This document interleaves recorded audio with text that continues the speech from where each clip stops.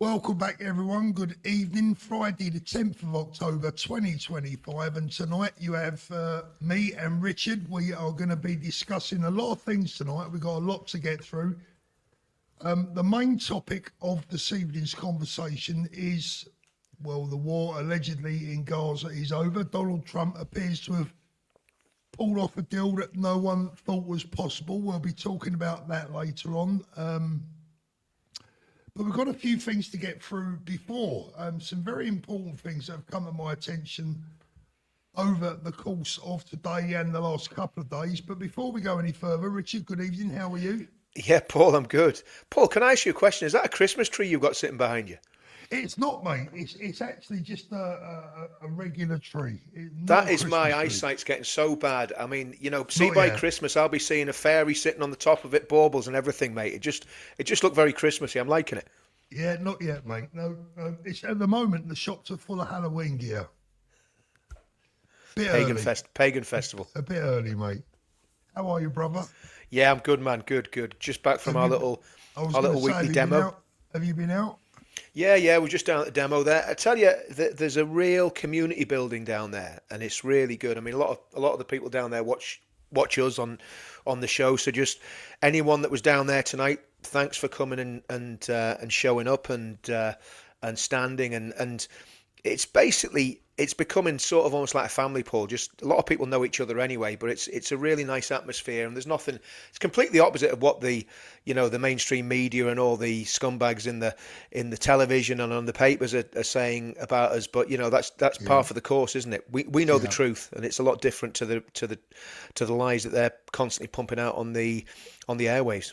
It is indeed. The first thing I want to go through tonight, Richard, quickly, there's two or three topics I want to get on before we get to the main event. Yeah. The first one tonight is the Afghan migrant Fayaz Khan has been found guilty of making threats to kill Nigel Farage on TikTok. I'm sure you've all seen that within the news today. Let me just get him up. He's a lovely looking chap. There he is.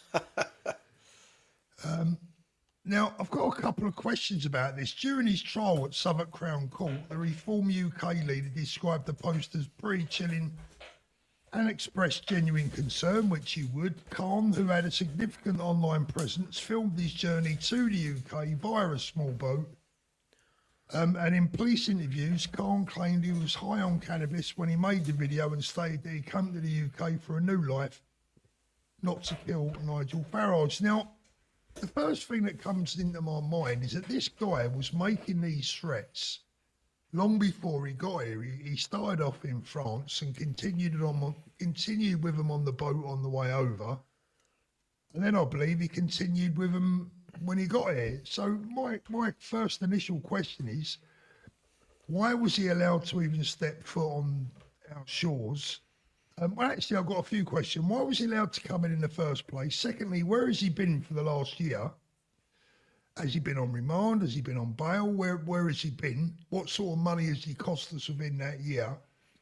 And thirdly, do we really need to send him to prison? Can't we just deport him? What's the point in keeping him here for another year, 18 months? He's only at magistrate, so it's not Crown Court, so it's going to be a 2-year sentence or less. Just kick him out. Well, yeah, I mean, and if it's a problem kicking him out, just get him on a Hercules and drop him off over Afghanistan, back to where he came from. You Yeah. know, we could even give him a parachute.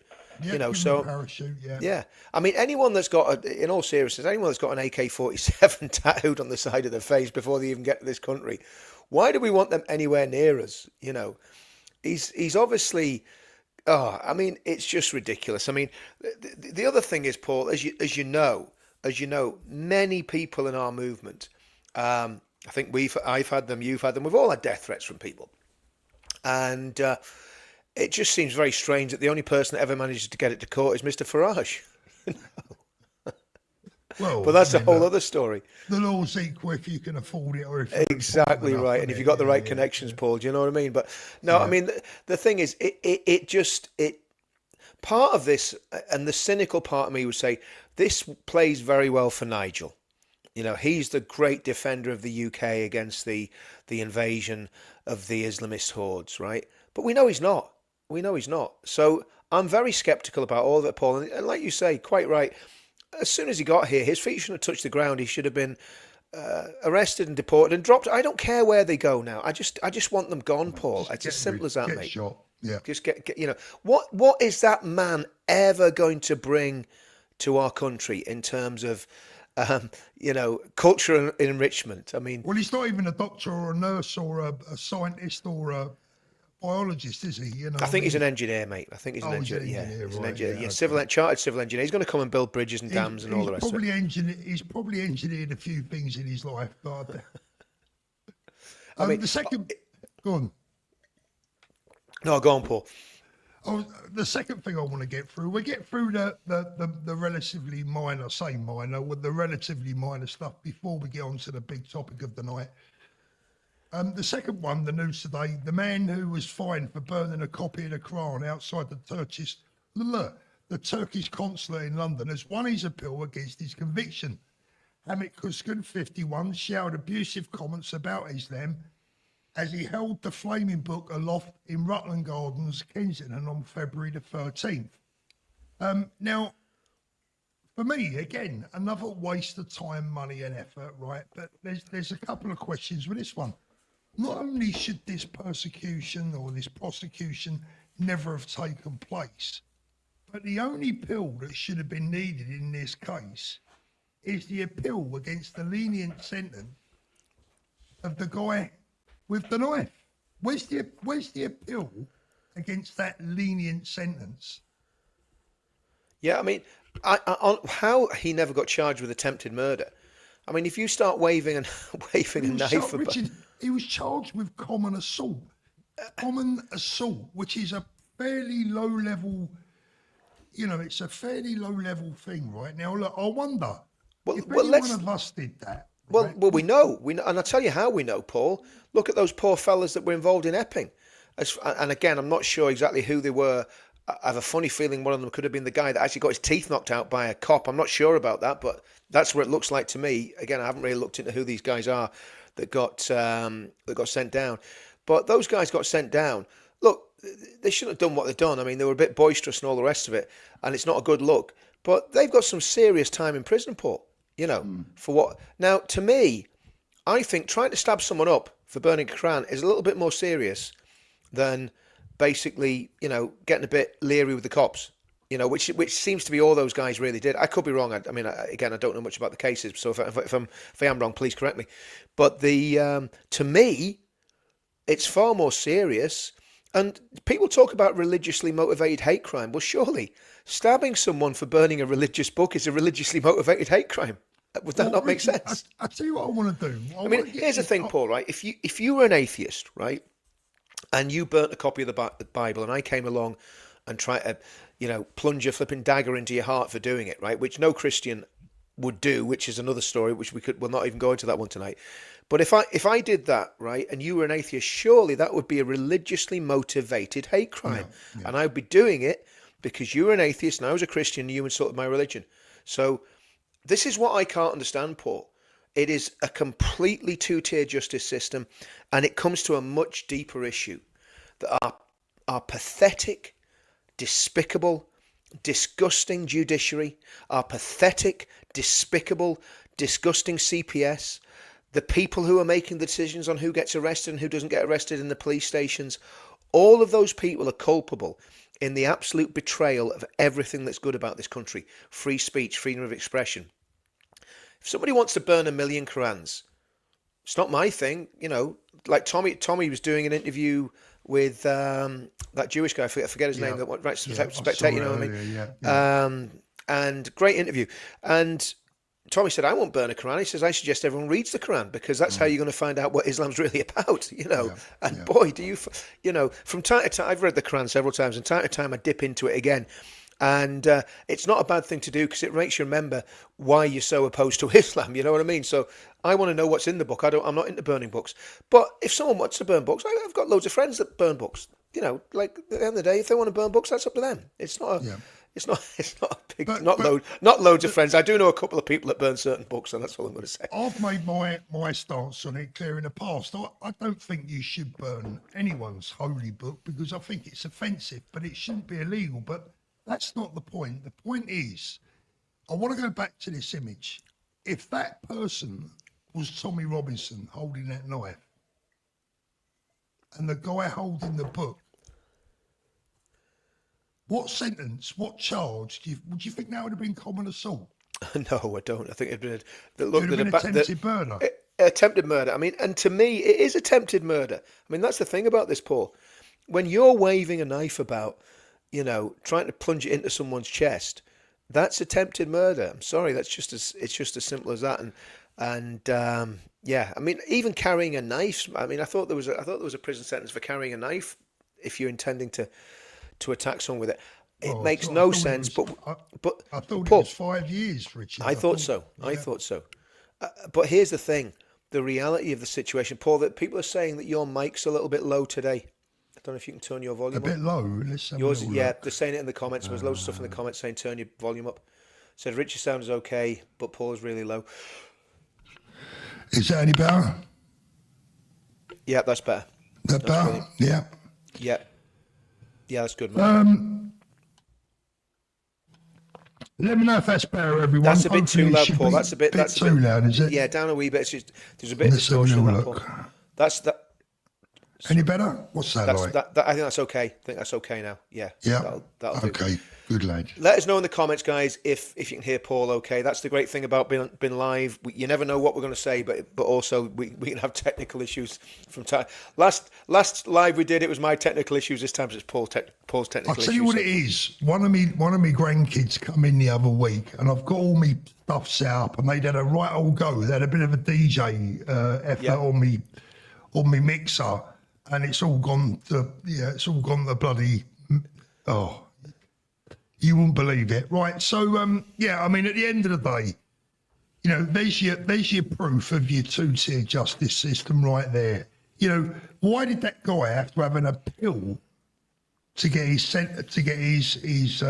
conviction quashed? Yep. Where's the appeal for the lenient sentence for the guy that went home to get a knife, came back with the knife, attacked the guy with a knife in the street, and told him he was going to kill him? Exactly. It's Exactly. absolute insanity. And the thing is, Paul, that guy that did that, he now has a target well and truly on his back. Yeah, And that well, he's had says, to go into hiding, I believe. well, absolutely. And that says everything you need to know about that book, about the religion that book's based on, and about what we're facing in the West. And by the way, Paul, you just got a really nice comment in the super chats, mate. I don't know if you want to put it on the screen, which I think because we'll probably forget it if we don't do it now. I won't forget it, but let's have a little look. Laurie N, Paul, your video yesterday was your best yet. Knocked it out of the park, mate. Well done. Thank you very much, Laurie. I really appreciate that. I think I said the same to you, Paul, didn't I? If you You didn't did, see yeah. Paul's video yesterday, and I think I spoke about it the other day when I was on live. If you haven't seen that video that Paul did, jump on and have a look at it. It was absolutely superb, and he nailed everything. Because again, it's like I've always said, everyone's coming on and giving the problems. I'm done watching videos about the problems. We know what the problems are. What we want is solutions, and Paul gave some fantastic solutions and very sensible solutions as well. And I think solutions that Advance UK will 100% implement. And just before I forget, if you're in Northern Ireland and you're wondering should you join Advance UK, well, I'm telling you now, yes, you should join Advance UK. I'm not going to say any more than that, but absolutely 100% join Advance UK if you're in Northern Ireland. Rick says, Paul, what message is that sending out to all the others? They will think they can get away with it, threatening someone with a knife. Exactly. We went through that. I hope the volume is okay now. I've turned it up. It's all right, Paul. I think it seems okay. My box here is telling me I'm peaking, but, if it's sounding low before, I don't know. Right, the next thing I want to talk about, and the last thing before we get on to the biggest subject, is a very, very, very serious one and a very concerning one. Some of you have seen the reports, although this has not, for some reason, been reported on mainstream media. I've not seen it. I've seen it in one newspaper report. Let me just get it up, and it is this one. Gang in balaclavas with weapons prompt Midland school lockdown. Sheridan Hall Primary Academy in Smethwick was placed in lockdown with children hiding under desks. That's the school concerned. And the report said a gang wearing balaclavas and carrying weapons forced the school to go into lockdown. It happened at Sheridan Hall Primary Academy in Montague Road, Smethwick, yesterday afternoon, Tuesday, October the 7th. Masked men were said to have entered the school's playground and threatened children and teachers. Now, this is a primary school. It's not a senior school. It's not a secondary school. It's a primary school. A parent told Birmingham Live some of the kids saw the group of men wearing balaclavas and with baseball bats in hands and potentially other weapons. The kids have been traumatised and some of the parents have refused to send their kids back to school today. Can you bloody blame them? As the gang were heard saying they will come back tomorrow. Children were said to have been told to hide under their desks. Thankfully, no one was hurt in the incident. A spokesperson for the school said the lockdown was initiated as a precautionary measure in response to reports of adults on the school site wearing balaclavas and some potential weapons. Some potential weapons. I mean, they weren't going there with masks and baseball bats to play a game, were they? We contacted the police who attended, advised us on the appropriate course of action and are investigating further. Richard, it worries the life out of me. I mean, there's no indication of who these people were, and I'm not laying the blame at anyone's doorstep because we don't know, right? We don't know. But that's one of the problems, Richard. No one's telling us. I think, to me, here's the thing, right? If that was a jihadist attack, it would be all over the news now because they would have gone in and they would have massacred kids. Let's just be honest, right? So I think the reality is with something like that, Paul, the truth of the matter is it was probably a little firm of maybe teenagers or whatever, tooled up, going to do something. I don't think for a minute, if you're a jihadist and you're going to go and do a school, you're going to go and do a school. You're not going to go and stand there and grandstand in the I tend to agree with that, Richard. Yeah? I tend to agree with that. But the thing... I tell you why I'm saying that, Paul, right? Because, again, we've got a responsibility not to over-egg the pudding. I mean, in the same way that we know that there's a lot of stuff being covered up and there's a lot of jihadi stuff being covered up and there's a lot of very sinister stuff that's gone on that we know's happened and is deliberately being suppressed by the media. But at the same time, I think if we amplify stuff that isn't... jihad related, but now here's the it'd be nice to be told, wouldn't it? Well, that's what I was going to say, Paul.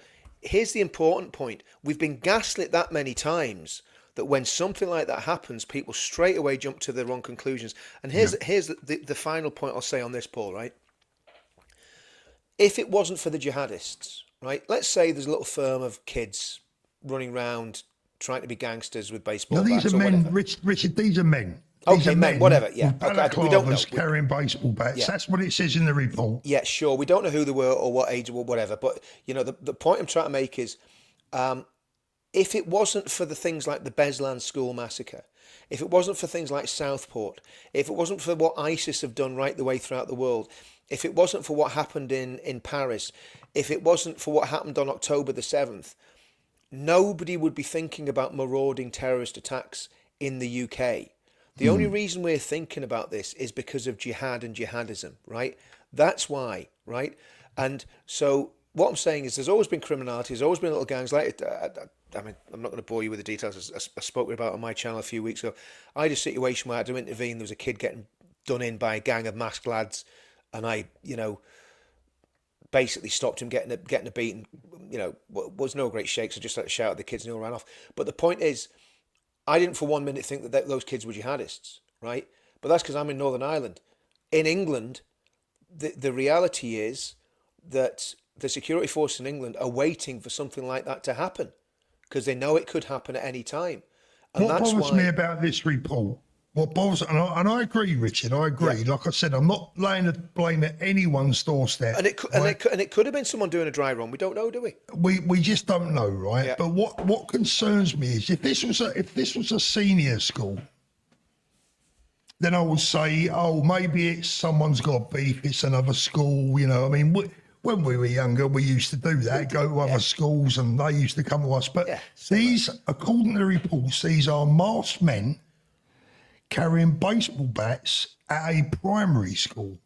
Yeah. Now, no kid at a primary school attracts the wrath of masked adults carrying baseball bats. Well, I might have done, Paul. There's got to be more to this story, right? And for a start, most importantly, the parents deserve to know what it was all about.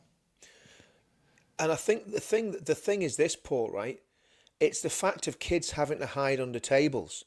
Those kids will never forget that. Yep. They'll never forget it, Paul. Especially the quieter, more timid kids. They'll never forget it. And I mean, it is absolutely a horrendous sign of the times that kids are having to hide under tables in schools. Well, there's lockdowns going on all over the place. Absolutely. That's the bottom line. There was one in Northern Ireland a few weeks ago. I heard about it in Northern Ireland. Yeah. And and the reality is, Paul, we never had this, even during the worst parts of the Troubles. We never had, the chance of basically somebody going into a school and murdering a whole lot of kids. That just wasn't even on the radar. As bad as the Troubles were, never even considered. But now that we've got the preferred demographic living amongst us, anything's possible, Paul. That's the problem. Yeah. My good friend Ian there is saying apparently it was a drill practice one. I don't know what you know about that, Ian, but no practice run or drill I've ever known involved adults carrying baseball bats wearing masks. I mean, that's some drill. So there's got to be more to that. Lady Cat Blue, there was an incident at a school in Sidcup, Kent yesterday, apparently. Smethwick. Okay, yeah, sorry, Martin, it's Smethwick. That's how we say it. Right, let's get on to the main subject of the day, unless you've got anything to add on that, Richard, because we've got Paul, a lot to get through with the next one. It's just a sign of the times. I think it probably wasn't a jihadist incident. Oh, yeah.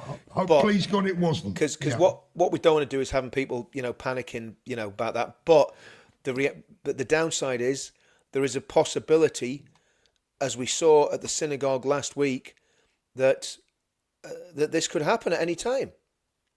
Richard, it doesn't matter if it was a jihadi or if it wasn't. What are masked men doing in a child's playground wearing balaclavas? I agree. I don't care what ideology they're following, whether they're black, white, they should be in jail. Yeah, I agree. That's the bottom line. Anyone that goes near a school with a weapon needs putting away for a very long time. Of course. Totally agree with that, Paul. Totally agree. So as we said at the top of the show, Donald Trump has pulled off a miracle by the looks of things. The pro-Palestine supporters can now go back to what they were doing before October the 7th, 2023. Well, I guess that's the hope.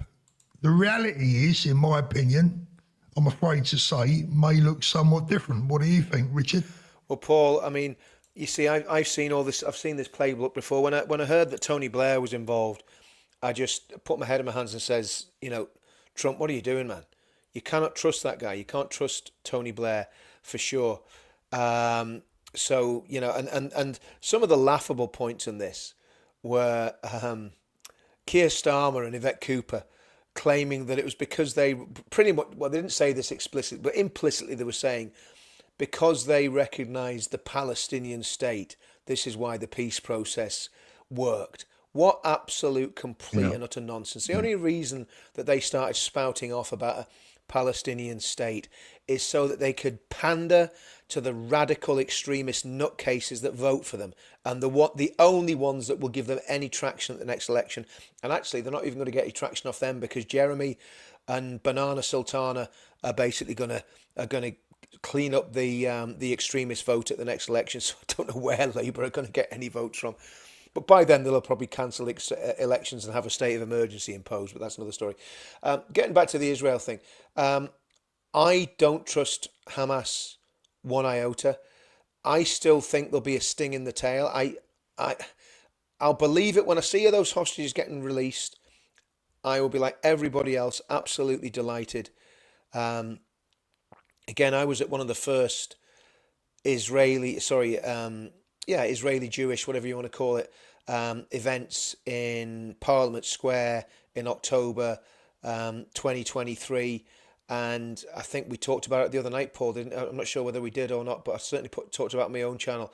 And the fear among the Jewish people of London was palpable, and the horror of, because obviously they knew exactly what had happened by then, the horror of what they'd been through, and then all those faces, and how many of those faces are not coming home.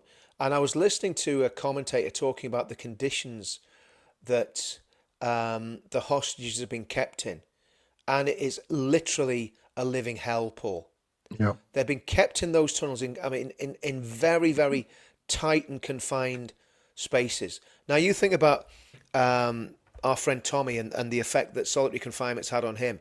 And the reality is he's in solitary confinement, but he's able to communicate in his own language with the prison officers and with his family and with us when we managed to get in and visit him.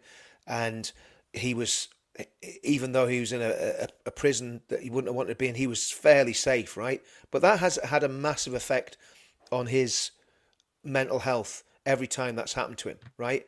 And as it does with anyone that gets put in those situations. Now, these hostages, the ones that remain alive, they have been underground in the dark, right? For, I think it's 660 days, is it? Is it 660 days? Something like that, isn't it? It's a massive amount of time. I think it's over 2 years. It's just coming up to 2 years, isn't it? 2 years, yeah. 2 years, whatever that is. I can't do the maths. But they've been underground. They have been starved. They have been brutalized. They have got people. A lot of these people, the hostages, won't speak Arabic. They're being tortured. They're being mock executions. Their family members have been killed. The family members on the outside, they don't know whether they're alive or dead. They've been living on 100 millilitres of water a day, Paul. And that's when they get water. They've been given salt water instead of fresh water. They've been forced to drink their own urine. They've been sexually abused. They've been physically abused. That guy, I don't know what happened to him. I don't know whether he was not executed, murdered. The guy that was forced to dig his own grave. The damage that has been done to those hostages, Paul, is off the chart. Now, Unquestionable. Brilliant. It's brilliant if they get out, right? I want to take you back for a minute, Richard. We'll get on to some of that a little bit later on. Yeah. I want to take you back to what's happening in the streets of London and around the UK. I mean, look, we've always had these pro-Palestine demonstrations to a much lesser degree. It's been much lower profile. No one's really noticed them. I mean, these mass demonstrations only really started after Hamas slaughtered more than 1,200 innocent people, women, children, including their pet dogs, by the way. It's only after that. Hold on. Including. It's just moved my phone there, Paul. And including. I mean, I don't know if you heard the guy that was on Doran, the guy that was on Liam Tuff's podcast. If you haven't seen that, guys, if you haven't seen that Liam Tuff's podcast, please get on and see it. I'll just cut across this before I forget, Paul. Now, this is horrific what I'm going to say now, but there was a couple, and they were tortured. They were tied up back to back and tortured by these animals, right? And I'm not going to go into all the details, but they were murdered. But before they were murdered, they were forced to watch their children being burned alive in their own ovens, in their kitchen.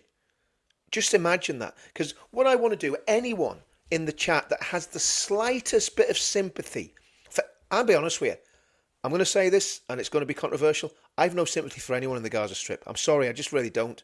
I know that sounds really harsh, but I don't care. And we'll come to that a little bit later again, because we're moving ahead of ourselves a little bit. Just let me get through the next Paul, bit, and then we'll get on to that. Sorry, Richard. No, it's fine. No, you need to rein me in, Paul. You know. Well, like I said, it was only after Hamas slaughtered all those Yeah. people that these mass demonstrations started to appear on our streets. In what I believe was their attempt to pull off the biggest con trick in history and somehow convince the world that they were the victims. Yeah. Now, that's the question is, now we've got the ceasefire, now the genocide has ended, right? The genocide that they call it. Now they've got what they want. Will they stop? Now, I believe no. And I'll tell you why I believe that, Richard. Because a large proportion of those people in those demonstrations wearing their masks and their glasses and their tea towels or whatever else they have, they're not really bothered about Palestine either. They're bothered about taking over the UK. That's what it's all about. It's not about peace in the Middle East. It's about taking over here. It's about what's going on here. It's all one big dirty parcel of enemy of the state, if that makes sense. So I don't expect these people to stop their protesting, because for me, a lot of them, it's not about Palestine, it's about this country and their hatred of it. And I think to ignore that hate will be very, very dangerous indeed. We've got to rein these people in now. Well, the thing is, Paul, the reality is they're already running the state. That's the problem. They are already running the state and have been for a considerable amount of time since Blair was in power. These people have been running the state, and that's why we need a counter-revolution. I'm not on about anything violent. I'm on about a political counter-revolution, and that's why I keep going back to it, Paul. Isn't it strange, Richard, that when you say words like that, you have to qualify it, but it's all right for them to go out on the streets and shout from the river to the sea, Intifada, no, what is it? No something, no peace. What is it? No justice, no peace. You know, what is it? Smash the far right by any means required and all that stuff. They never have to qualify it, do they? Well, think about this, Paul. Globalise the Intifada is one of the cries from these scum. And they are scum. I'm not talking about any religious denomination here, by the way. I'm talking about people that are talking about globalising the Intifada. Because you know what globalising the Intifada looks like? Yeah. Globalising the Intifada looks like what happened at that synagogue last Thursday. That's what globalising the Intifada is, because that's what the Intifada was. It was scumbags driving cars into Jewish families, jumping out and stabbing them up. That was what the Intifada was, or suicide bombing, blah blah blah. All the usual tools in the terrorist handbook. Now, to me, we've got a massive problem with these radicals among us, and I think you said it very well the other day when you were doing your video. They all need to go. If these people are not British citizens, if they are British citizens, if they come here and got passports and then they're standing there under a foreign flag, calling for an intifada, calling for the massacre of my friends in the Jewish community, they've got to go. It's as simple as that. Take their passports away and get shot. Get them out. You know. But again, we're getting a bit off the topic. But you're absolutely right, Paul. Well, the topic is twofold for me. It's what's happening in Gaza, what's happening between the people of Gaza and Israel as a state. That's one side of it, but I'm actually more interested in what's happening home here. So it's a double-sided coin, right? So for me, they're not going to stop here. This won't change a goddamn thing. In fact, it could even get even worse, because these people now are going to ramp this up. Because like I said, it's not about the Middle East, it's about here. The second thing is, as far as actual peace out there is concerned, you can't rationalise or negotiate with these people. And there's a very simple reason as to why I sadly believe there will never be peace out there, ever. And I don't like to say that, because obviously we all want peace, but last night I put a little compilation together and I actually deleted it. That's how bad it was. I put a compilation to video of children in Gaza carrying weapons.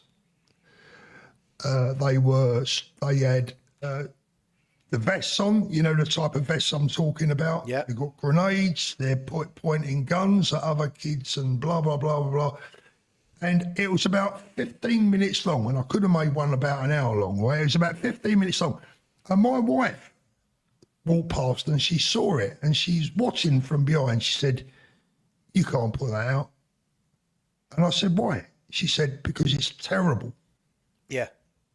And I said, "But this is exactly why there will never be peace out there, because they are breeding and bringing up their children from the ages of 3 and 4 years old." There's a video of kids, they must have been about 8 to 10 years old, training like they were in the army. Yep. Now, when it's that inbred, when the hatred of Jews, all Jews, from the river to the sea, when that hatred is that inbred, it ain't never going to stop, in my opinion. And you know why? Because they don't want it to stop. No, exactly.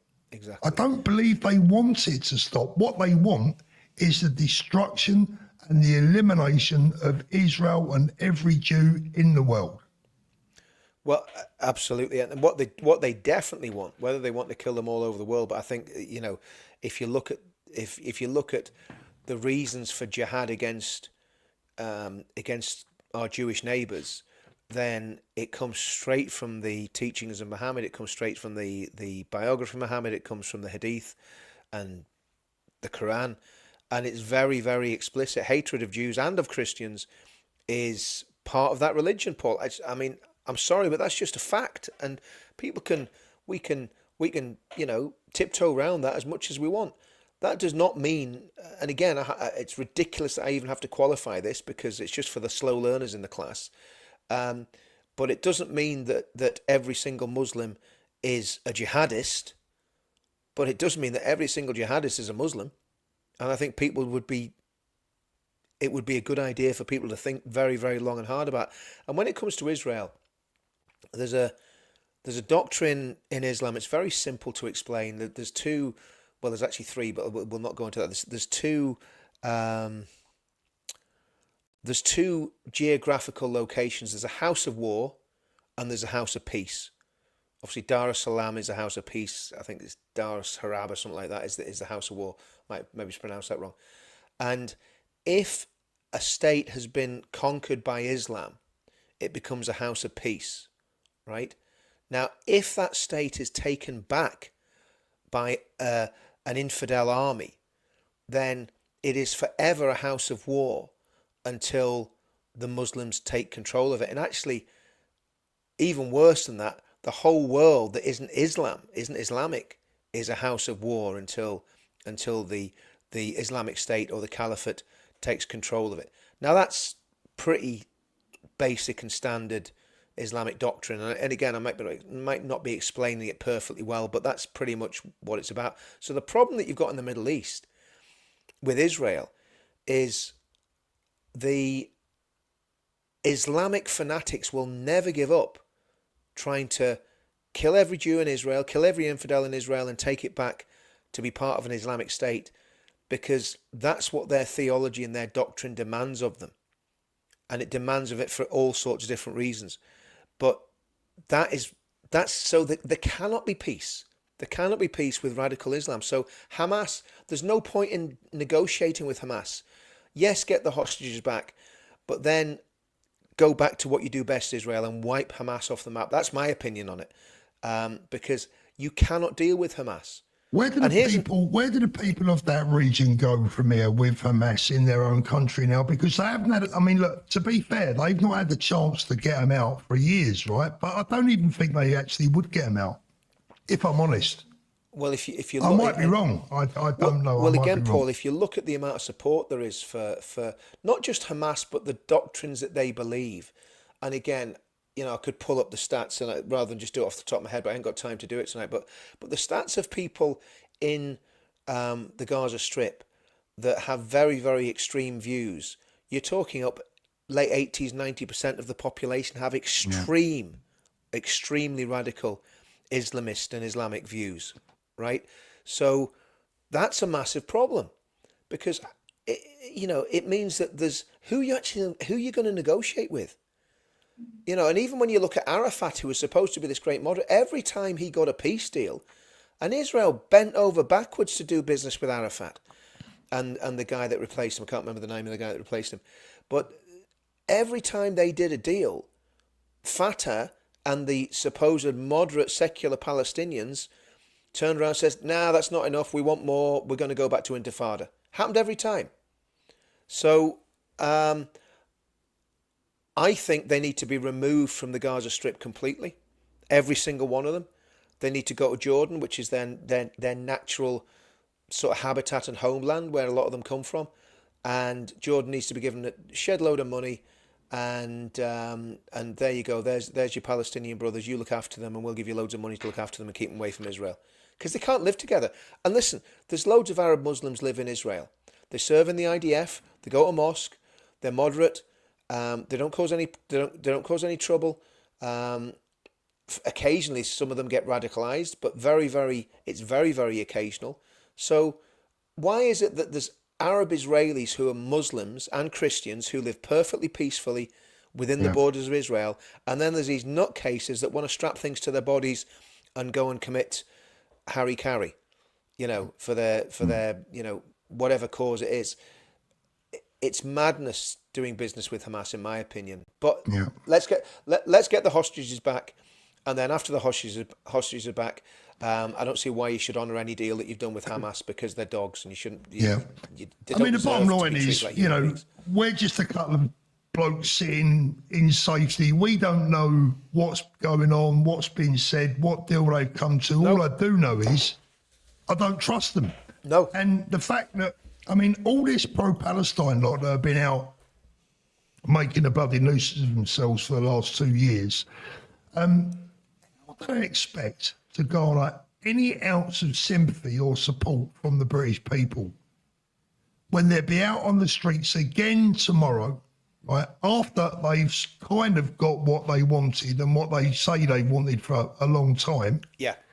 How can they ever be trusted? Like I said, for me, it's not even about Gaza for me with a lot of them. It's about their hatred for us. Jackie, thank you, Jackie. If we're going to get our point across, there's going to be arrest. Part of the game, unfortunately. What else can we do? I think I get what Jackie's saying there. The reality is, if we think about the legislation, and this is why I'm not into this group punishment. It's very difficult because, this Labour government's on about passing legislation that under the cover of stopping the Hamas hate marches, right? Well, one, there's no reason for the Hamas hate marches to carry on now because obviously, the war's over. We've got peace in our time. We'll wait and see how that goes. But the truth of the matter is, there's plenty of legislation there that they could have nicked all the Hizbut to hear people that basically were calling for a jihad against Israel. The Met bottled that one. They bottled it because they're cowards. Not about the normal police officers. I'm on about the people that run the show. Yeah. They could have, every time somebody says globalise the Intifada, they should be arrested for incitement to terrorism.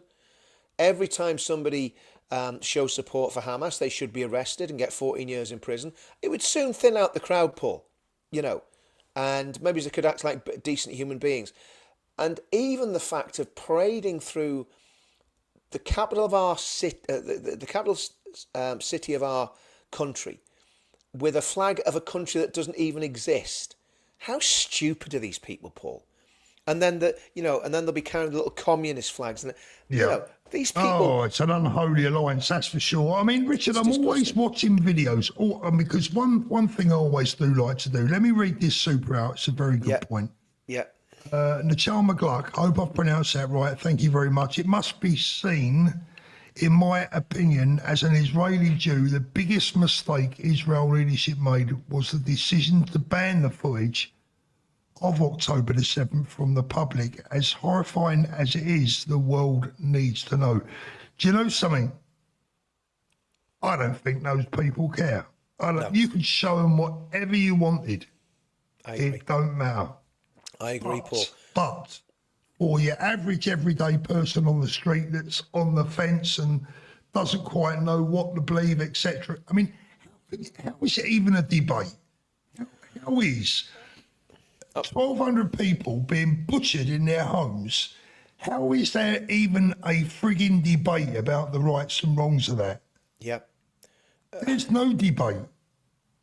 It absolutely No blows debate. my mind. It blows my mind, Paul. And the truth of the matter is, I saw the footage. I think you probably did as well, Paul. People sent me. I didn't want to see it. I didn't even want to watch it, but I made myself watch it because we've seen enough of this gore fest down since since mobile phones have been about. I mean, you're seeing exactly what people are seeing on the battlefield, really. And I don't want to see it. I don't want to see people getting shot in the face. I don't want to see people, getting tortured. But one of the ones that stuck out for me, and I'm going to be careful how I explain this. There was a woman in a car, and she was being, I don't have to say, by two of these savages. Her two children were sitting in the car while that was happening, and then she was murdered. And I'm not going to go into any more detail. That it was extremely graphic. Now I don't know if anybody else saw that footage, but that's that. And then there was another one with a guy, a big Palestinian guy with a shovel decapitates an Israeli guy using a shovel, right? And there was loads more I saw. I saw loads more than that. So what do you do with that? And that I don't know whatever happened to that wee girl.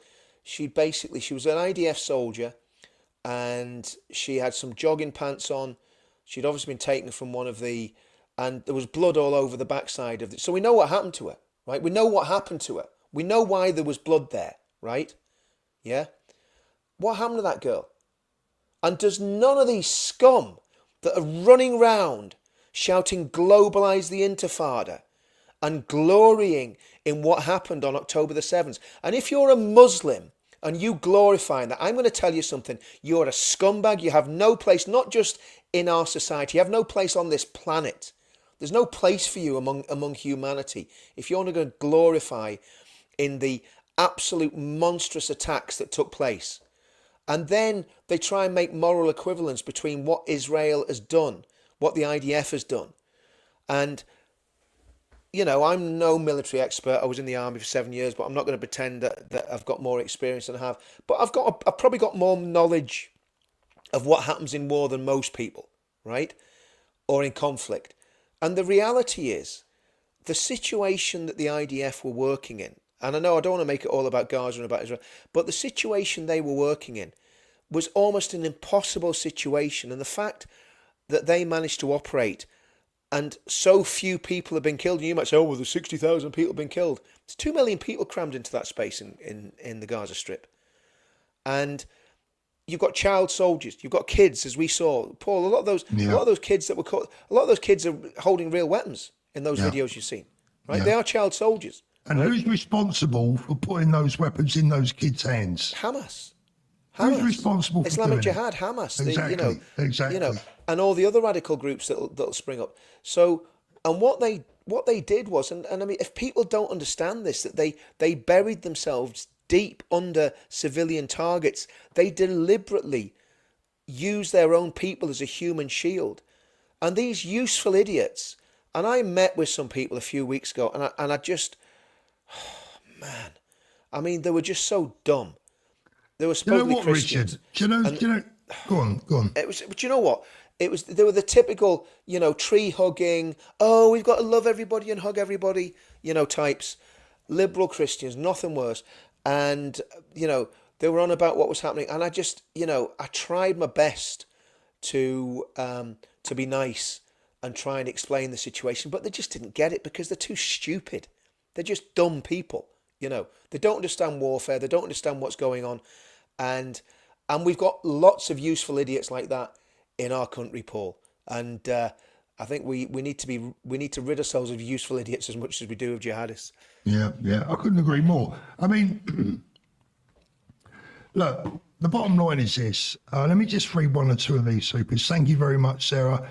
Apparently, they vowed to continue protests until Gaza is rebuilt and Israel has paid every remaining Gazan reparations. Well, there you go. Dark Side of the Moon, thank you. Hello, keep up the great work. I've seen too many things of radical Muslims and the left wanting to do us harm. Enough is enough. Sorry to say this, but I'm ready. Black Best, some people have been talking about a strike. Do you think it would work? Force the government to stop the ID and start deporting?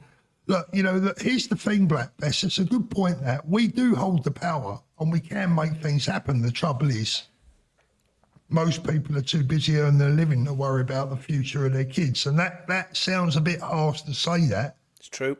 But it is true. And Paul, we've all been in that position. You've got to go through a pain barrier, yeah. We've all been in that position ourselves, Paul, for years. I've known about this stuff since 1984, right? And for years I sat on my hands. I told a lot of people about it, but I kept myself under the radar, and life was a lot easier when I was under the radar, put it that way, Paul. What do these people want, Richard? What are you talking about? Which people? The people in the UK that are out every Saturday covering their faces, because I've tried to watch, I've always said this on my channel, that you only learn something by finding out that you were wrong. Yeah. When you find out you were wrong about something, you've actually learned something. Now, I've watched and I've listened to their side of the story. I've listened to what they've had to say, which is usually very little apart from fuck off. That's their favourite saying. I've listened to their chants. I've listened to their... Well, when you can get them to talk, they very rarely want to talk. And I can't make any sense of it. Well, I think... Not even 1%. And this isn't an original thought. This is Douglas Murray's take on it. That some of them are useful idiots. They're just stupid people. They haven't thought it through. They don't know where the river or the sea is. They don't really know anything about the history of the Middle East. And they see the media pumping out pictures of dead babies and emaciated babies and lying about genocide and lying about aid and all the rest of it. And they buy into it because they're buying into the mainstream narrative, and they go out and do the march and hold the little placard and all the rest of it. So there's the useful idiots. But then he says there's another group of people who are inherently evil, probably psychopathic. They're manipulating the useful idiots. They're manipulating the numbers. And the sad thing is there's a very, very large number of those people who are genuinely, who probably when Jihad from Syria, or whatever his name was, carried out his attack, were probably cheering. Yeah. And that's what we've got in our midst, Paul. They're not all Muslims. Some of them are far left, nutcases, communists, Marxists, socialist workers, party type people. Jeremy Corbyn, little cuddly Jeremy Corbyn, is probably one of the evilest, most wicked men in the UK, along with his sidekick, John McDonnell, or whatever his name is, along with Hate Without Hope. These people are absolutely evil. They're far left. They will not negotiate with us. They will not talk to us. They will not interact with us. What they want to do is destroy us, and they're very clear about that. If you look at their doctrines, I'm talking about the left now. They don't want us to share power with them. They want to take power, and and under this Labour Party, they have taken power. And as you can see by the prison sentences that have been handed down, they're doing a very good job of wielding that power. And That John McDonnell, he always looks like his dog's just died, doesn't he? Well, yeah. He's got hate all over his face. He's a hateful man. They were friends with Adams and Co. and the IRA. They've been friends with every enemy of the United Kingdom as long as they've been in politics. They are evil, reprehensible, wicked people. And anybody, if you're in this chat, right, and you're watching this video, and you voted for the Labour Party in the last election, well, shame on you, right? I'm going to say that, shame on you. You're either stupid or evil. Simple as that. If you're a Labour voter, you're either stupid or evil. Now, if you're stupid, we've given you enough information here to stop being stupid. If you continue to vote for the Labour Party, you're evil. It's as simple as that. It's a good shout. I'll tell you what, Richard, you know what I was thinking about today? You know Gary Neville's stupid comments the other day about white middle-aged men? His wicked, evil comments, yeah. Yeah, and how racist we all are. Do you know something?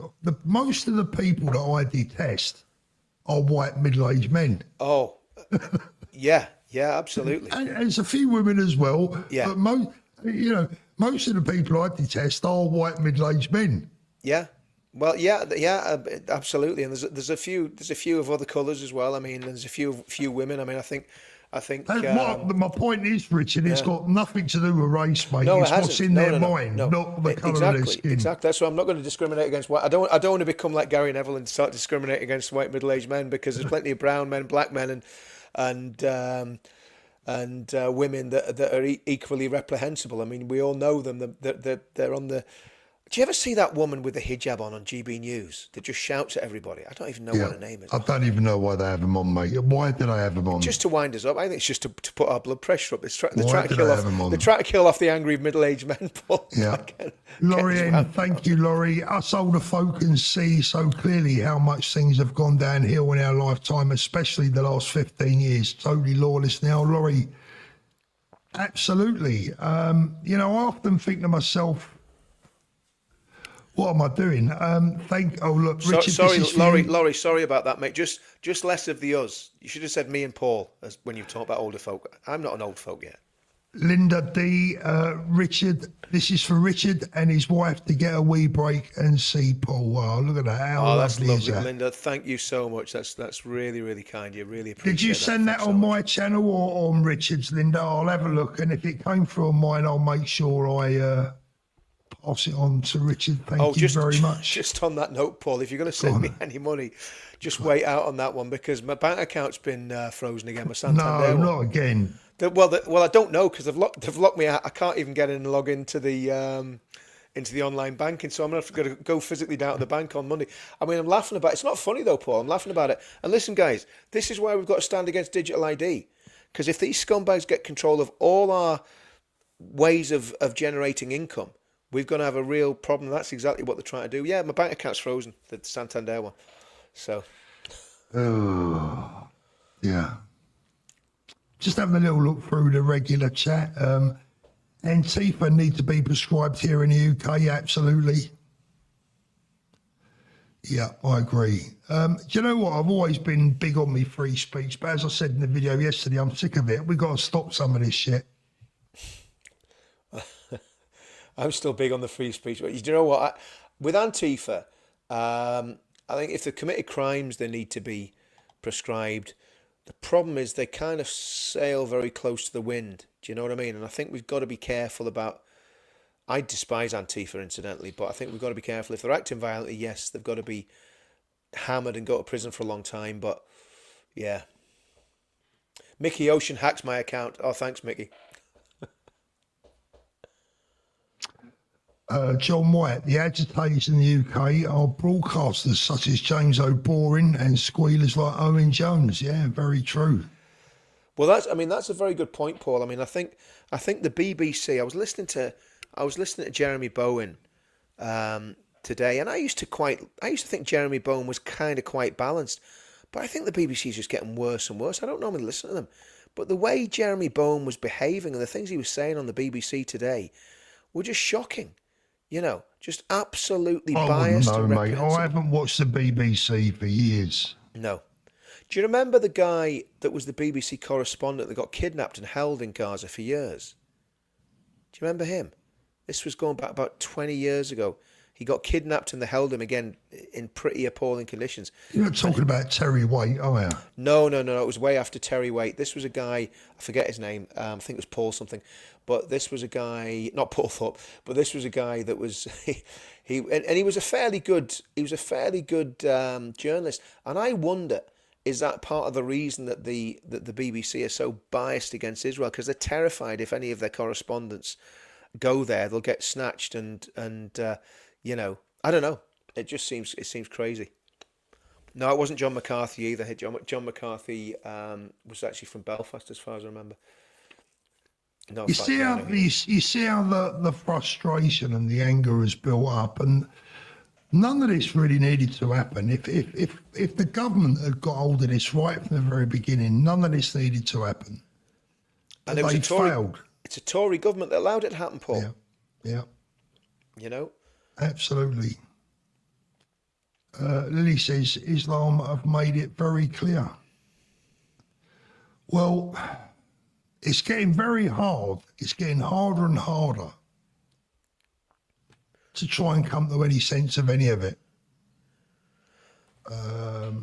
Rick Stoll, the Palestinians are Hamas. They voted for Hamas to rule over them. They are Hamas. I'm afraid I've got to say I agree with that. Absolutely, absolutely, absolutely. Yeah. Tina says 2Z TV said more or less the same. He said it's peace for now until it all starts again. I mean, look, for me, yeah. all this is really is a convenient break for Hamas. Gives them time to regroup, shore their tunnels up, and off they'll go again. That's what I think. I think exactly the same thing. Yeah, that the just the BBC guy, Paul. I just googled it there. The guy's name was Alan Johnson. Very sort of. He was actually a very good reporter. Actually, Alan Johnson. Heidi's just put it in the comments. Thanks for that, Heidi. And you know, obviously that guy. I mean, he's. I don't know what he's doing now. He carried on as a journalist for a while, but I haven't seen him for a long time. And you just wonder again how. The thing is, Paul, there's human beings involved in this, and of course, look. Despite what I said earlier, nobody wants to see little kids getting killed. We want to see them getting de-radicalised and. I don't want to see them carrying bloody AK-47s, Well, that's what I'm saying, Richard, either. But this is the whole thing, Paul. This is the whole thing. That's what I was going to say. It's extremely difficult when you're fighting a totally radicalised population, how you do that. And I think the way that the Israelis have done it has been absolutely phenomenal. It's been absolutely phenomenal. And the number of casualties has been, considering the amount of ordnance and weaponry and force that has gone into those areas, the restraint of the Israeli IDF has been absolutely phenomenal. And that's why I get so annoyed with this complete slandering of them, you know. Well, I was reading a report yesterday that said the civilian casualty ratio is the lowest of all the major wars. Yep. Civilian civilian casualties. For the amount of, I don't know if it was for the amount of bombs that have been dropped or for the amount of people that have been in, I don't know what it was, but it was the lowest of all. I'll tell you exactly what it was, Paul, right? So basically, when I was in the military, we used to call it FIB. You were fighting in a built-up area. I think they call it something different now. But it was basically, if you go into an urban area, the casualties are going to be absolutely immense, as they were in Fallujah and Stalingrad and any major city, probably in Berlin as well when the Russians went into Berlin. The civilian casualties are going to be absolutely monstrous, because what they would have done in old times, they would have just leveled, complete blocks with artillery and then gone through the rubble to find any of the enemy that they were looking for. Now, obviously, the Israelis don't do that. They actually send text messages to the people in the buildings that they're going to attack, saying, "We're going to bomb your building in 5 minutes. Could you please leave?" Right? To try and obviously get at the tunnels that are underneath those buildings. And there's an American military guy who's written extensively on this, and he says that that what the Israelis have done in Gaza is miraculous, and actually every other military should learn from the way the Israelis have actually operated in the Gaza Strip. And they've took a lot of casualties trying to actually save Palestinian lives. And I wouldn't be that sentimental. I would put my own soldiers before the civilians. I would just say, listen, we're at war. They've done what they've done. They're going to have to pay the consequences. Not deliberately targeting civilians, but if civilians get killed in the crossfire, let's be honest, it happened at the synagogue last Thursday. There was an innocent civilian shot by the police. Nobody's going to hold the police responsible for that. There was a live terrorist situation, and that policeman did what he thought was right at the time, and no doubt saved a lot of lives. But there was very sadly, a Jewish man, it cost him his life. But, so how people think that you can go into a conflict where you're dealing with maybe 40,000 combatants who are heavily armed, who are dug in, who have tunnels and all sorts of weaponry, booby traps everywhere. How people expect the IDF to go in there and do that without a single civilian being killed. It's just for the birds. And it's people that don't have any idea about how difficult it is when you're in some sort of contact situation to behave exactly as you should be, as you should behave. And I'm not talking about, I'm not talking about people deliberately targeting civilians, but even if you're in a situation where, you see someone with a weapon and you take a shot and you maybe hit the person, there's maybe a child standing behind them and the child gets hit, or the bullet goes through them and the child gets hit. That can just happen in a war. I mean, we were talking about this when we were talking about Charlie Kirk. How difficult it is to understand exactly how one round will react, let alone hundreds and thousands Before of we rounds. end up tonight, Richard, we'll talk about Charlie Kirk briefly. Remind me before we go. Yeah. No more naps. Great comment. One of the comments of the night for me. England is not a battleground for foreign wars. End of. Totally agree. Totally agree. I mean, I'm just a nerd. I've had an interest in these conflicts in the Middle East for years, and I'm not going to pretend I'm an expert, but I'm just a sort of amateur with a great interest in it. So I mean, I think, but the thing is, England's not a battleground for foreign wars, but you know what? Because of the global nature of the country we live in, because we brought everybody here, we can't now avoid being involved in those foreign wars in one way or another, and they will be played out in the streets of our country, and unfortunately. Yeah. I'm just having a little look through the chat, Richard. I am listening to what you're saying, mate. I'm just trying to get a few of the comments up. Obviously, most people watching tonight, the vast majority of people agreeing with what we're saying. I mean, look, I've always said it. I'm always willing to listen to another side to the story, but nobody's ever given me one. No, Nobody's ever given me one. that's the problem. That's Charlie Kirk, before we go, have you been keeping up with any of this, Richard? Not really, Paul. No. It's weird. It's weird. I don't know what to make of the whole thing, but if you've not been keeping up with it, it's going to be difficult for you to have an opinion. But I said, I did a video on it not long after the event, and I didn't want to sensationalise anything. I didn't want to, because at the moment, if you make a video about the Charlie Kirk incident, you're almost guaranteed 250,000 views on a video, right? So it's great for the clicks and blah, blah, blah. And just for those that get upset about it, I turned the monetization off for my video, right? But something's not right about that. Something's not right about the story. Something's not right about the wound.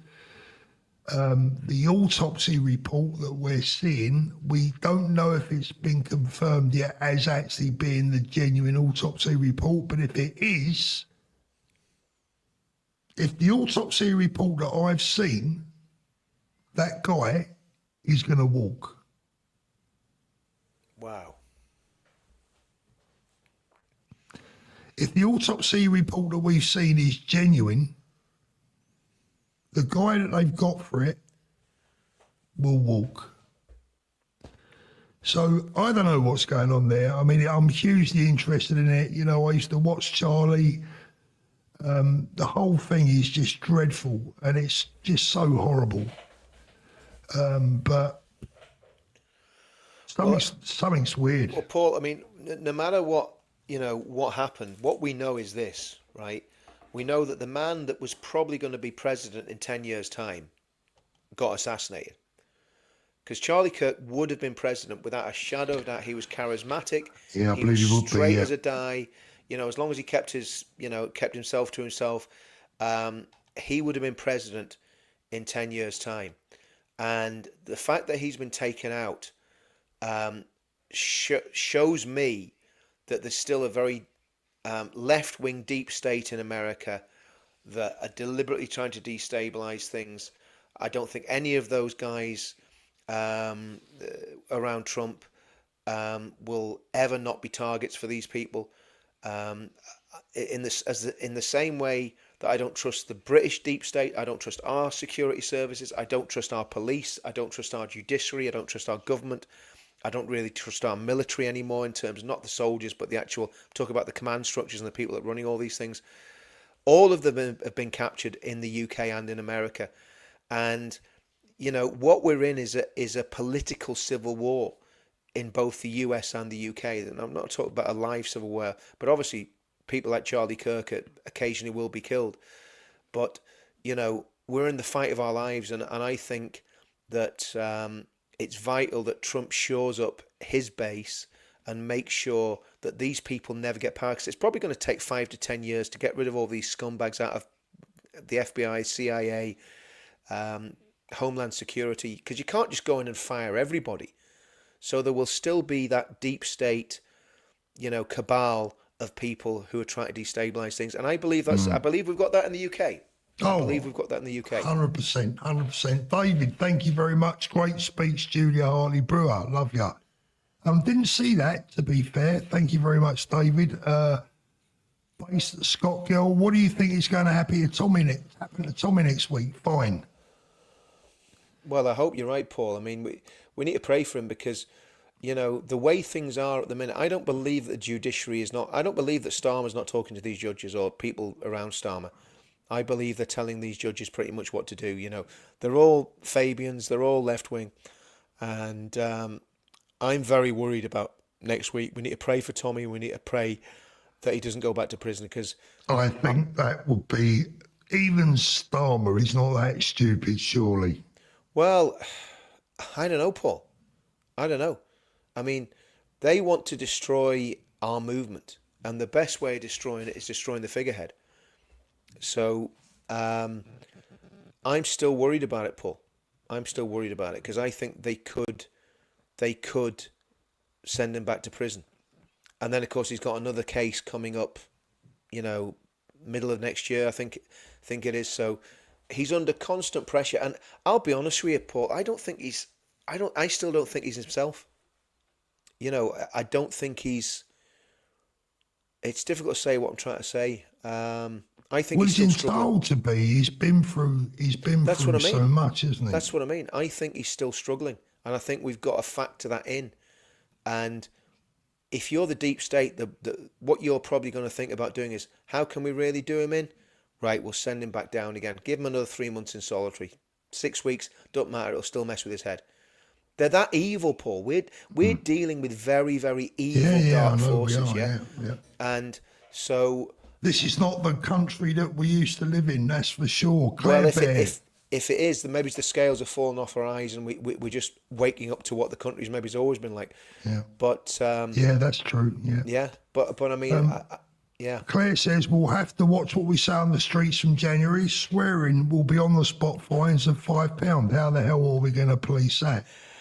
We'll all be in bother, won't we? David Lund, Julia really called out Starmer today. I'll have to have a listen to that. Yeah, I mean, the only Can someone thing post is, that link in the comments so we we'll can have a look. The only thing with Julia Hartley-Brewer is that she's, she lost my respect a long time ago, but there you go. Ditto. Yeah, same as Paul. Dark Side of the Moon, what do you think of Yusuf wanting the Muslim Forums to get more Muslims in Power MP? Not asking this in a racist way. Well, he is. Yeah, isn't he? exactly. Apparently, Muslims is a race. Like Christians is a race, right? Yeah. Like Scientologists are a race. Yeah. Are they? Jedi. Yeah. I mean, look, at the end of the day, it's a power play. We all know what's going on. We haven't got to keep repeating it or saying it out loud. We know what's happening. They're making a push for power, Paul, and they're doing it incrementally. And I think that's one of the reasons there's not a lot of violence. And I'm going to say something controversially. I think if we get a government that is committed and starts taking action against the networks and the radicals and the extremists and starts deporting some of these people and arresting people and coming down hard on them, banning halal, banning Sharia, banning the burqa, whatever. I think if you get a government like that, then you'll see these people show their teeth. And the reason that we haven't got a government like that is not because the state don't know what's going on, but because they're cowards. And let's get it right. Because they do know what's going on. Yeah, Keir Starmer is going to do 10 years at most to prime minister. He gets 2 terms, right? Most he's going to do is 10 years, right? So that what they're all doing, Paul, they're all kicking the can down the road because think we don't have to worry about that. People can worry about that in 10 years' time. But the truth of the matter is we don't have 10 years because we cannot have a situation. We cannot have a situation where our country is governed by people who want to impose Sharia law on it. That can never happen. And, you know, again, I'm going to be very careful what I say, but we just need to make sure that that never happens. And the only chance we've got to do it democratically is the next election. Jackie Lee, thank you, Jackie. Charlie was killed by his own. Come on, Paul, read the facts. Now they got Tommy going to Israel, not happy about that. Thank you, Jackie. Appreciate that as always. There was something else I was going to bring up before we go, Richard. It's just crossed my mind and it's gone again. I think that's called age, isn't it? Or something like that. I get that all the time, mate. I'm younger than you. What was it? I was going to ask you. No, it's gone. It's gone. Oh, yes, that was it. That was it. I've got it. We've got one video to play tonight. Paul. Yes. Paul, before I forget, Where Are the Men of England? It's getting published by a record company on the 24th of October. It'll be on all the platforms. What we want to really do, what Ricky did. We want to really push the downloads. I think you've got the link there, Paul. I don't know if you can stick that anywhere or stick it in the description. Have I got the link, Richard? Pardon? Where's the link? Did you send it to me? I emailed it to you. Yeah, I emailed it to you. Let me try and get it out. Yeah. Hold on a minute. So, yeah, what it is, guys. I mean, it's going to be out in time for Remembrance Day. So I think if we just push the lot of it, it'd be great to have that song really high in the charts somewhere around Remembrance Day, because I think it would just be because really what it's saying is, where are the men that we used to have in England that wouldn't have stood for any of this nonsense, that ran onto the beaches of Normandy, that fought in Passchendaele and the Somme? Where are those men? And so yeah, that'd be a really good thing if we could get that pushed out for I'll put the link in the chat, Richard, but it's come up very long. I don't know if that's going to work. Do you know what to do, Paul? Can we get it up and we'll use it as the outro tonight? Let me just.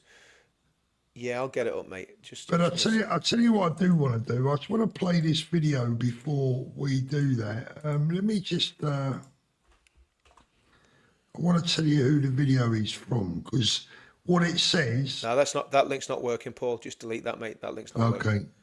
Okay. We'll sort that out near the time. That's not a problem. Okay. All right. Well, we'll get that up on the. We'll get that up on the community section, and it'll be good to go. Let me get rid of that. Hold on. I nearly put myself in timeout then, Richard. So this is Bishop Snyder. I don't know if you've seen it.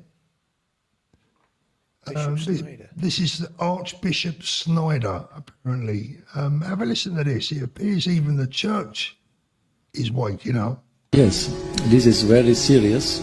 Now we are witnessing an invasion.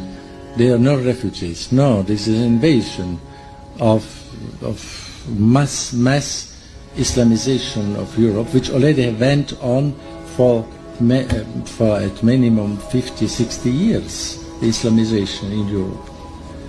But now it is in mass. It is very evident. And so this is a global political agenda by the powerful of the world to destroy Europe culturally and religiously. I mean, to destroy Christianity ultimately in Europe, with the help of the massive Islamic population. And I was reading recently an article of a sociologist who made a calculation that maybe in 30 or 40 years, when it's now going on, so the majority of the population of Europe will be Islamic. Europe will be Islamic when this will go on, because the European people have almost no children, 1 or 2. The Muslims there, they have 5, 6 to 10 children, And so it is, you can only make mathematics, and then you can see that they will be in the majority. So that's, I think it's Archbishop Schneider talking, and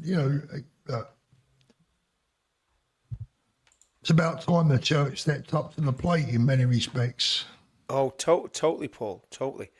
I've put the I've dropped the video in there, Paul. Now it's the promo from the 13th September, but it'll do. I mean, it's basically got the whole track in it. So yeah, if you want to play that when we go, mate, that'd be I don't know if you can see last super of the night. Thank you very much, David Lunn. 7-minute speech. Just type campaign against terrorism YouTube.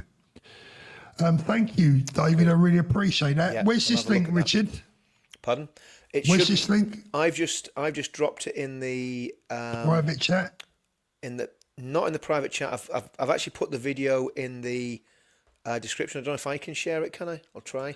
Oh, I've got it. Yeah, sorry, I've got Yeah, it. that's it. There. Yeah. So Right, you guys, we will play out with this tonight. Richard, anything before we go? No, I think just. I mean, obviously, it's been quite a serious video tonight, quite a serious live stream. But I think the reality is we've got to tell the truth about what's going on. We can have laughs and jokes, and we all love doing that. But I think we're in a very serious situation, and we've got to be trying to be giving very adult and grown up responses, but not ducking the issues either, Paul. We've got to talk about these things very openly because And I nobody's always doing. say, Richard, if people think we've got something wrong, tell us. Let's absolutely. debate. Let's debate. We don't have to hate and fight and argue.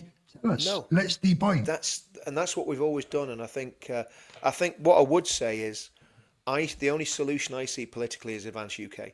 Absolutely. And we've got to keep pushing this because people are saying to me, "Oh, well, look, Reform are doing so well in the polls and this, that, the other." That's now. If everybody joins Reform, sorry, I keep doing that. You do it as well. Everybody joins Advance. Say Advance a million times so you don't.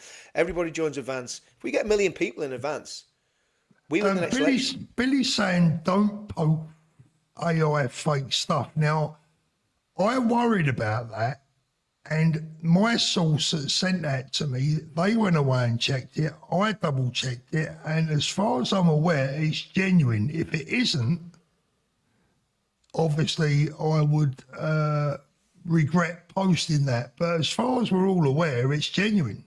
What was that, Paul? I missed that. I think he's talking about the video from the Archbishop guy. Oh, right. Okay. I'm not sure. I mean, well, I know a lot of people have. A lot of churchmen have said By the that way, before. he's not the new Pope. No. Look, there's a lot of Christian men have said that for years anyway. So it's not. He's not saying anything that they wouldn't say. So even if it's not genuine, it's the sentiment's right. Yeah. This AI stuff, though, is a bit of a pain in the arse at times. I mean, it can be fun. I think you can suss it out, though, Paul, can't you? I mean, again, I had to look at that video. I don't see that it's fake. Yeah, I'll have a look at it again later. I mean, send me it over, Paul. I'll have a look at it, but I think it's genuine. Right, guys. Thank you for watching. Have a great weekend. We'll see you soon. And Richard, we'll play this out. And let's do it. Yeah. Buy the record when it comes out, 24th.